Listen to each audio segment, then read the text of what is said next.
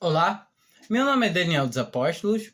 Lembrando que o meu apóstolo é apenas o meu sobrenome. Se alguém falar hoje em dia que é apóstolo de Deus, apóstolo de Cristo, esse tal é mentiroso. Não existe mais apóstolos nos dias de hoje. Apóstolos foram testemunhas oculares de Cristo Jesus. Todavia, aqui no meu canal eu falo sobre o Evangelho da Graça por meio da fé, essa fé que não vem de nós mesmos, é dom de Deus. Ou seja, quando nós cremos que Cristo Jesus morreu em nosso pecado, ou seja, automaticamente não temos mais nada para pagar a Deus, somente temos uma gratidão infinita, eterna, uma gratidão em saber que nós estávamos mortos e pela morte do seu filho, o seu sangue que apaga os nossos pecados, ressuscitamos e recebemos nova vida. Mas hoje em especial eu quero falar sobre a carga que os falsos mestres, os falsos irmãos, os falsos pastores fazem muitos carregarem. Todavia, a gente deve se atentar à palavra de Deus, entendendo a palavra de Deus pela própria palavra de Deus. A única maneira de se entender a palavra de Deus é usando a própria palavra de Deus. Ou seja, se a gente tenta aprender a palavra de Deus por teologia, por ensinos de homens, a gente vai só se enfiar cada vez mais no fundo de um poço e fica meio difícil para sair. Claro que o Senhor é aquele que resgata quem Ele quer. E a gente tem que entender que a doutrina que foi dada para a igreja, ela está baseada a partir de Atos, por quando em Atos que deu início à igreja. No Atos 2, teve a fundação da igreja no batismo com o Espírito Santo, onde todos nós fomos batizados. Entenda, todos. Não existe hoje em dia, se já foi batizado com o Espírito Santo.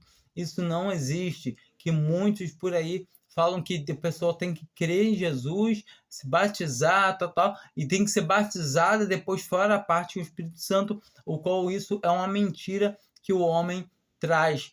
Ou seja, quando a gente crê no Evangelho, que é Cristo crucificado, automaticamente a gente é selado pelo Espírito Santo de Deus. Primeiro, para a gente crer, a gente tem que nascer de novo, tem que receber vida do céu, a vida que vem de Deus, pela água da palavra de Deus. Ou seja, a palavra de Deus, quando entra em nós, quando ela faz o efeito para nos dar vida, a gente pode crer por meio do dom da fé, que essa fé vem de Deus. Ele nos capacita a crer. Ou seja, como está escrito em João 6, só vem a mim quem o Pai conceder. Ou seja, só se o Pai levar até o Senhor Jesus que a pessoa vai até ele. De outra forma, a pessoa pode estar indo numa igreja, digo vulgo, né? Uma denominação, a pessoa pode estar fazendo caridade, a pessoa pode estar fazendo o que for, mas se o Pai não levou ela para ela crer realmente que ela é salva por graça, automaticamente de nada serve. Mas automaticamente a pessoa que está dentro de alguma denominação ou outra, ela vai ouvir a palavra de Deus e, se Deus quiser, ela vai poder sim se converter verdadeiramente em ouvir a palavra, porquanto a fé vem pelo ouvir e o ouvir vem pela palavra de Deus. Ou seja, a gente consegue ouvir porque a palavra de Deus nos capacita a ouvir o Evangelho e entender ele, porquanto muita gente não entende que o Evangelho de Deus é entender somente isso, que Cristo Jesus derramou seu sangue por nós. Todavia, aqui como quero falar com vocês sobre a carga, sobre a falsa bagagem que as denominações fazem a gente carregar. Muitos fazem púlpito, palanque, coisas que não convém, a gente não encontra na palavra de Deus. Você não encontra na palavra de Deus ninguém chamando algum irmão de pastor, ninguém exaltando um irmão. A palavra de Deus fala para a gente ter aqueles que presidem sobre nós em estima, mas nada além disso, considerar eles como irmãos abençoados que trazem uma boa palavra, mas não acalentar eles, querendo dizer que eles são melhores. Não, eles são apenas irmãos, assim como nós, porquanto somos um único corpo e cada um tem uma parte nesse corpo que um dedo não pode falar, eu não quero ser dedo, ou uma mão não pode falar porque eu sou mão, e a palavra de Deus nos fala isso. E todo tempo nós temos que entender que o Senhor quer obediência, ou seja, em 1 Samuel 15, a palavra de Deus fala no versículo 22 que o Senhor, ele prefere o quê? Ele prefere obediência a sacrifícios. Ou seja, fazer vigília, virar à noite no monte fazendo jejum. Cara, nada disso vai nos salvar, nada disso. O Senhor quer obediência. O que adianta eu fazer vários sacrifícios, várias coisas que não estão, primeiramente, não estão decretadas para a igreja, por conta a igreja não é Israel, a igreja é um povo celestial, e automaticamente eu pego e negligencio os ensinamentos que foram dados à igreja, como o que está lá em 1 Coríntios 11, versículo 10, que fala que a mulher deve trazer a cabeça velada, coberta, em sinal de poderio por causa dos anjos. Então, não era por causa de costume ou coisas que os homens inventam. E a mulher deve estar calada nas reuniões da igreja, porquanto a palavra de Deus fala bem claro que essas coisas são mandamentos do Senhor. E a palavra de Deus também fala que pode pregar só um homem à frente, é aquele que está ali que pode levar. Não, a palavra de Deus fala o quê? Que fale 1, 2, 3, e os demais julguem. Nós devemos julgar o que está sendo pregado, se vem de Deus ou não vem de Deus. Mas o pior de todos os erros é a gente pegar e negligenciar a palavra de Deus. Quando a gente negligencia a palavra, a gente passa a fazer o que a gente acha melhor ao nosso bel prazer, aos nossos olhos. Ou seja, a gente começa a querer ser auto-independente. Qualquer coisa que fala que você é autossuficiente, autodependente, isso não vem de Deus. Todos nós não somos nem um pouquinho independentes. Pelo contrário, nós somos totalmente dependentes do Senhor. Ou seja, sem o Senhor, nada podemos fazer. Quando nós entendemos que nada podemos fazer sem o Senhor, nós também entendemos que devemos agir conforme a sua palavra e não conforme a nossa vontade. Ou seja, a vontade do Senhor é que nós estejamos congregados somente ao seu nome, como a sua palavra já diz, já fala tudo. O apóstolo Paulo, ele chega em 1 Coríntios 1, ele fala, dizendo, eu sou de Paulo, eu de Apolo. Ele fala que eles não estavam andando concórdios, nem no falar, nem no andar. Eles estavam, cada um, fazendo sua própria divisão, a seu bel prazer, novamente. E nós encontramos isso, ele vem falando com isso, os 4 capítulos. No capítulo 3, ele fala que são crianças ainda, são meninos, são crianças inconstantes, são crianças levadas por todo tipo de doutrina, ou seja, falsas doutrinas no caso, porque não escutam a palavra de Deus, não leem. O Senhor Jesus fala que a gente, muitas das vezes, não nos atentamos à palavra de Deus. Quando a gente lê a palavra de Deus e vê que algo está escrito na palavra de Deus, nas cartas, nas epístolas, que são expressamente somente para a igreja, e não fazemos, a gente está entrando em desobediência a Deus, ou seja, a gente está pecando. E muitas vezes a gente vê pecados como algo ilícito, roubar, matar, fazer fornicação, mas certamente, tanto quanto os outros, a desobediência é pecado. Fazer a nossa vontade é pecado. O evangelho está cheio de passagem falando sobre isso, as cartas, as epístolas, falando sobre viver para aquele que morreu por nós. Ou seja, depois que temos certeza da nossa salvação, devemos viver para quem? Para Cristo e não para nós mesmos. Se nós estamos ainda vivos aqui nessa terra, é para dar um bom testemunho da palavra de Deus. Ou seja, nós temos que ser testemunhos para a conversão de outros. As pessoas que, quando vê um cristão verdadeiro andando conforme a vontade de Deus, automaticamente o seu andar, o seu proceder serve de testemunho. Automaticamente, quando ele abre a boca, é só para confirmar, porquanto seu testemunho já é a pregação do evangelho, claramente, porquanto um cristão ele vai ter que a vontade do Senhor que ele viva no mesmo caráter do seu filho, em obediência. Entenda isso, que é em obediência. Cristo Jesus obedeceu a Deus Pai em tudo. E assim também deve ser o nosso proceder. Eu sei que nós somos fracos, eu sei que nós somos errantes, que nós vamos tropeçar, mas todo tempo, quando nós queremos acertar, mas queremos acertar porque o Senhor coloca esse desejo da gente querer fazer a vontade dele.